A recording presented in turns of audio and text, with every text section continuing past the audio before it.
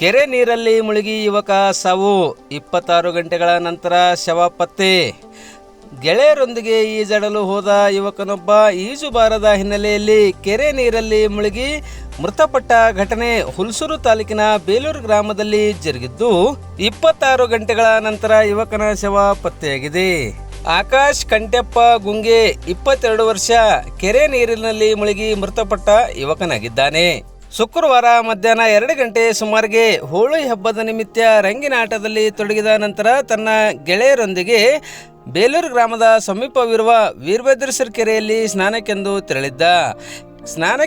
ತೆರಳಿದ ಸಂದರ್ಭದಲ್ಲಿ ಈಜು ಬಾರದ ಹಿನ್ನೆಲೆಯಲ್ಲಿ ನೀರಿಗಿಳಿದ ಈತ ನೀರಲ್ಲಿ ಮುಳುಗಿ ನಾಪತ್ತೆಯಾಗಿದ್ದ. ಸುದ್ದಿ ತಿಳಿದು ಸ್ಥಳಕ್ಕೆ ಧಾವಿಸಿದ ಹುಲ್ಸೂರಿನ ತಹಸೀಲ್ದಾರ್ ಶಿವಾನಂದ ಮೇತ್ರೆ, ಸಿಪಿಐ ಅಲಿಸಾಬ್, ಹುಲ್ಸೂರು PSI ಶಿವಪ್ಪ ಮೇಟಿ ನೇತೃತ್ವದ ಅಧಿಕಾರಿಗಳ ತಂಡ, ಬಸವಕಲ್ಯಾಣ ಅಗ್ನಿಶಾಮಕ ದಳದ ಸಿಬ್ಬಂದಿಗಳು ಹಾಗೂ ಸ್ಥಳೀಯರ ಸಹಾಯದೊಂದಿಗೆ ಕೆರೆ ನೀರಲ್ಲಿ ಮುಳುಗಿ ನಾಪತ್ತೆಯಾಗಿರುವ ಯುವಕನ ಶವ ಪತ್ತೆಗಾಗಿ ಶುಕ್ರವಾರ ಮಧ್ಯಾಹ್ನದಿಂದಲೇ ಕಾರ್ಯಾಚರಣೆ ಶುರು ಮಾಡಿದರು. ಆದರೆ ಶುಕ್ರವಾರ ರಾತ್ರಿ 8 ಗಂಟೆಯವರೆಗೂ ಶವಕ್ಕಾಗಿ ಹುಡುಕಾಡಿದರೂ ಸಹ ಶವ ಪತ್ತೆಯಾಗಿರಲಿಲ್ಲ.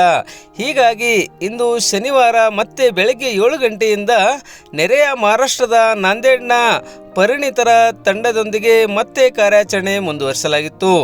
ಇಂದು ಶನಿವಾರ ಮಧ್ಯಾಹ್ನ 4 ಗಂಟೆ ಸುಮಾರಿಗೆ ಕೆರೆಯಲ್ಲಿ ಮುಳುಗಿದ ಯುವಕನ ಶವ ಪತ್ತೆ ಹಚ್ಚಿ ಶವ ಹೊರತೆಗೆಯುವಲ್ಲಿ ನಾಂದೇಡ್ನ ಪರಿಣಿತರ ತಂಡ ಯಶಸ್ವಿಯಾಗಿದೆ ಎಂದು ತಿಳಿದು ಬಂದಿದೆ.